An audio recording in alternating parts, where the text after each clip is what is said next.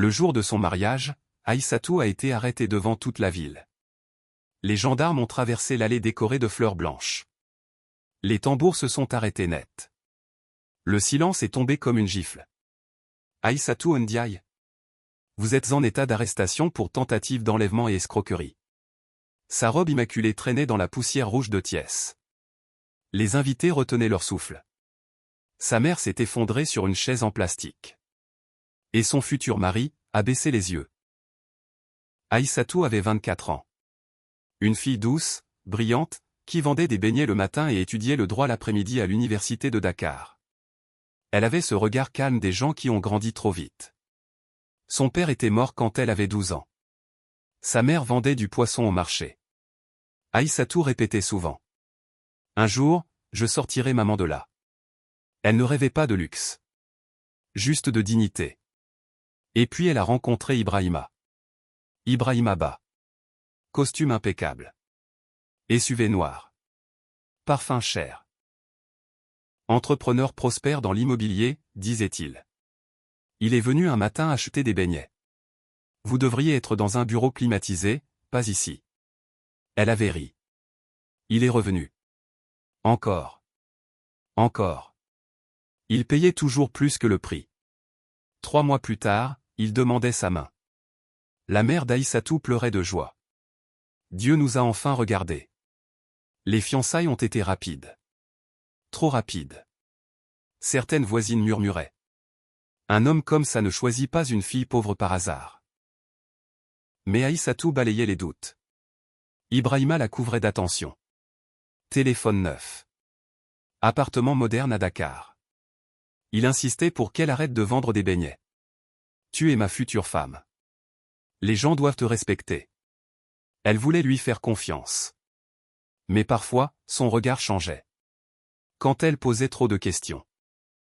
Un soir, en rangeant l'appartement, Aïssatou a trouvé un téléphone caché dans un tiroir. Un téléphone qu'elle n'avait jamais vu. Il vibrait. Un message affiché à l'écran. Elle ne doit rien savoir. Le mariage doit avoir lieu avant la fin du mois. Son cœur s'est serré. Elle n'a pas osé l'ouvrir. Quand Ibrahima est rentré, elle a fait semblant de ne rien avoir vu. Mais cette nuit-là, elle n'a pas dormi. Les semaines suivantes, il devenait plus froid. Plus nerveux. Il recevait des appels tard dans la nuit. Un jour, elle a entendu une phrase qui l'a glacée. Oui, elle correspond parfaitement au profil. Profil? Quel profil? Quand elle a demandé, il a souri. Tu te fais des films. Mais son sourire ne touchait plus ses yeux. 3 jours avant le mariage, une femme élégante s'est présentée à l'appartement. Grande, autoritaire. Regard tranchant. Je suis Mariama Ba. La femme d'Ibrahima. Le monde s'est figé. Ce n'est pas possible. Il m'a dit qu'il était célibataire. Mariama a posé calmement une photo sur la table. Une photo de mariage. Il fait ça tous les 2 ans. Il cible des jeunes femmes sans protection. Il les épouse, les manipule, puis les fait disparaître financièrement. Certaines disparaissent vraiment. Le sang d'Aïssatou s'est glacé. Pourquoi me dire ça? Mariama s'est approchée. Parce que cette fois, je veux qu'il paie. Mariama n'était pas venue pour sauver Aïssatou. Elle voulait l'utiliser. Elle proposait un marché. On le piège ensemble. On rassemble des preuves. Et le jour du mariage, on le fait arrêter. Aïssatou tremblait. Elle aimait encore l'homme qu'elle croyait connaître. Et si vous mentez? Mariama a sorti un dossier. Des photos. Des témoignages. Des transferts bancaires suspects. Des noms de femmes introuvables. Une d'elles venait du même quartier qu'Aïssatou. Disparue. Sans trace. Elles ont joué la comédie. Aïssatou a souri. Essayé des robes. Organisé la cérémonie. Pendant ce temps, Mariama transmettait les preuves à un procureur. Mais 2 jours avant le mariage, Ibrahima a changé. Il l'a regardé longtemps. Tu me caches quelque chose. Son ton était différent. Dur. Elle a senti le danger. Cette nuit-là, il a fouillé son téléphone pendant qu'elle dormait.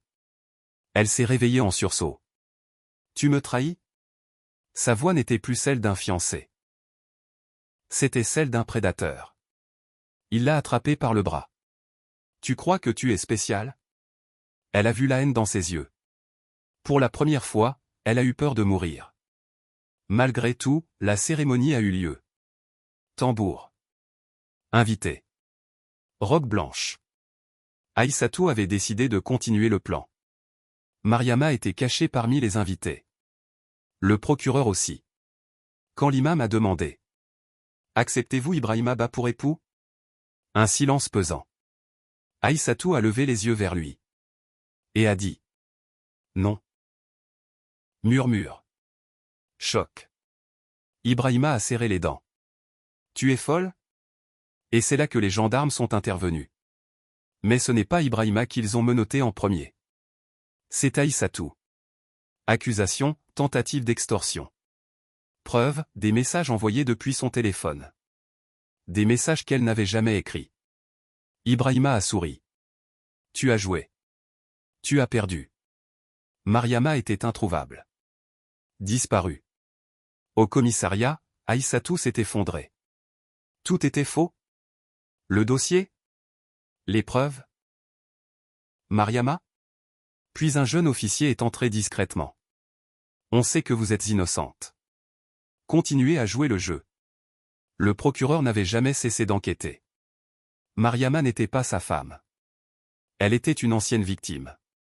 Elle avait simulé sa disparition pour infiltrer le réseau. Ibrahima ne volait pas seulement de l'argent. Il trafiquait des identités. Il faisait disparaître des femmes pour des réseaux clandestins à l'étranger. Le mariage n'était qu'une étape. Le lendemain, face aux preuves accumulées, Ibrahima a été confronté à Mariama. Vivante. Devant lui. Tu pensais m'avoir détruite. Son masque s'est fissuré. Il a tenté de fuir. Les gendarmes l'ont plaqué au sol. Les invités, encore choqués, ont compris qu'Aïssatou avait risqué sa vie astérisque. Ibrahima a été condamné. Le réseau démantelé.